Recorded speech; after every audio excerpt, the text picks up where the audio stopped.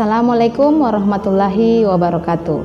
Sahabat sekalian, Allah Subhanahu wa Ta'ala menciptakan manusia dengan memberikannya petunjuk agar senantiasa menapaki jalan kebenaran. Subhanahu wa Ta'ala memberikan kepada setiap jiwa ilham berupa jalan fujur dan jalan takwa. Sebagaimana Allah berfirman dalam surat Asy-Syams ayat 8, Bismillahirrahmanirrahim, fa'alhamaha fujuraha wa taqwaha. Ketika seorang anak melakukan perilaku yang menyimpang, kita kadangkala begitu mudah menyalahkan lingkungan yang memberikan dampak negatif kepada seorang anak. Kita semua lupa bahwa ternyata pondasi kekokohan jiwa ada di dalam rumah. Ratna Megawangi dalam bukunya Kelekatan Ibu dan Anak sebagai kunci ketahanan suatu bangsa mengatakan bahwa seorang anak yang memiliki kelekatan emosi yang baik dengan ibunya, terutama di 100 hari pertama kelahirannya, membuat anak itu nanti akan merasa secure, merasa aman dekat dengan ibunya. Ketika seorang anak merasa aman dekat dengan ibunya, maka dia akan memiliki trust, rasa percaya. Hal ini memudahkan seorang anak untuk menjadikan ibunya sebagai tokoh idola. Selanjutnya, anak akan mudah untuk menerima nasihat-nasihat kebaikan dari orang tuanya, sehingga ia bisa mengembangkan perilaku moral, empati, hati nurani, dan karakter-karakter yang baik. Dalam pengalamannya selama 20 tahun mengelola sekolah karakter, Ratna Megawangi menemukan bahwa di sekolah semua anak diajarkan tentang hal-hal baik. Tapi mengapa ada beberapa anak atau banyak yang tidak bisa taat dengan aturan? Setelah dilakukan penelusuran kepada keluarganya, ternyata anak-anak ini tidak memiliki kelekatan emosi dengan ibunya.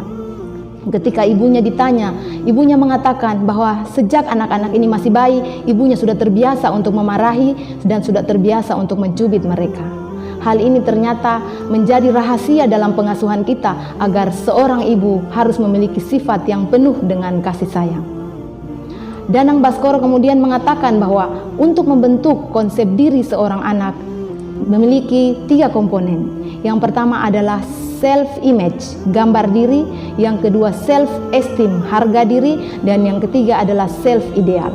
Harga diri seorang anak bisa saja hancur dari dalam rumahnya sendiri ketika orang tua tidak memiliki skill yang baik dalam berkomunikasi. Gambar diri seorang anak bisa menjadi rusak ketika anak ini tidak pernah mendapatkan motivasi-motivasi terkait dirinya yang sempurna atas ciptaan Allah Subhanahu wa Ta'ala. Justru di dalam keluarga, pelabelan-pelabelan tentang warna kulit, rambut yang tidak lurus itu kemudian menjadi label sebuah kecantikan, padahal hal ini bukanlah hal yang baik untuk seorang anak. Mengapa? Karena anak kemudian bisa memiliki self-image yang negatif tentang dirinya karena apa yang dia dengar dari orang tuanya tentang pelabelan-pelabelan bahwa kamu hitam, kamu keriting, dan sebagainya. Gambar diri yang rusak berdampak kepada harga diri dan selanjutnya self-ideal anak akan bermasalah. Mengapa seorang anak mengalami gangguan perilaku? Menurut Danang Baskoro, yang pertama karena anak terlalu menarik diri. Ketika anak terlalu menarik diri, maka dia bisa mengalami depresi. Yang kedua, ketika seorang anak terlalu menyangkal perasaan. Jadi ketika dia kecewa, dia tidak punya saluran untuk mengungkapkan perasaannya kepada orang tuanya. Karena orang tua bukanlah sosok yang hangat untuk diajak berdialog dan berkomunikasi. Dan yang ketiga adalah penyalahgunaan zat. Ketika anak kemudian kecanduan dimulai dari hal yang sederhana, misalnya menghisap lem fox, merokok, dan yang paling buruk adalah ketika mereka mengkonsumsi narkoba. Tapi pada poin yang ketiga ini menjadi catatan penting bagi para ayah bahwa ditemukan anak-anak yang kecanduan narkoba atau terlibat dalam tawuran dan hal-hal yang negatif karena hilangnya profil ayah di dalam keluarga. Ayah tidak berperan dalam membangun dialog dan pesan-pesan kebaikan kepada seorang anak karena mayoritas para ayah berpikir bahwa mendidik anak adalah tugas ibu, sedangkan mereka fokus untuk mencari nafkah. Hal ini mari kita imbangi agar peran ayah dan ibu di dalam keluarga bisa seiring sejalan. Eli Risman mengatakan, kepercayaan diri seorang anak bukan ditentukan oleh keberanian anak itu untuk tampil di depan panggung, tetapi kepercayaan diri sangat berkaitan dengan apa yang dirasakan oleh seorang anak di dalam jiwanya. Bu Eli selalu memesankan, looking to yourself.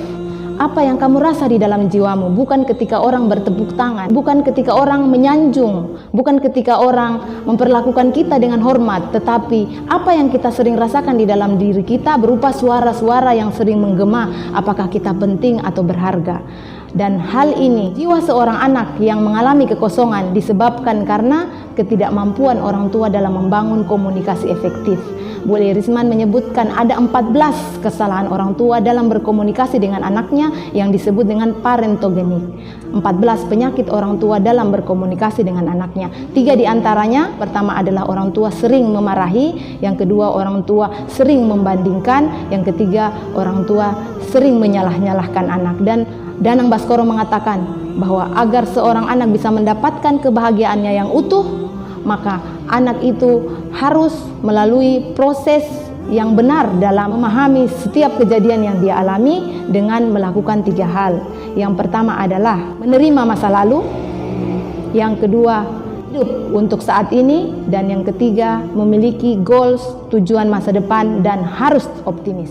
Oleh karena itu, agar seorang anak memiliki konsep diri positif, maka orang tua harus membangun komunikasi yang baik dengan anak-anaknya, antara lain jangan menyalah-nyalahkan anak, jangan terlalu sering memarahi anak, dan yang ketiga jangan membanding-bandingkan anak. Semoga upaya yang kita lakukan bisa membuat anak-anak kita memiliki kekokohan jiwa, kekokohan mental, sehingga dalam kehidupan mereka bisa prososial dan bermanfaat bagi banyak orang. Assalamualaikum warahmatullahi wabarakatuh.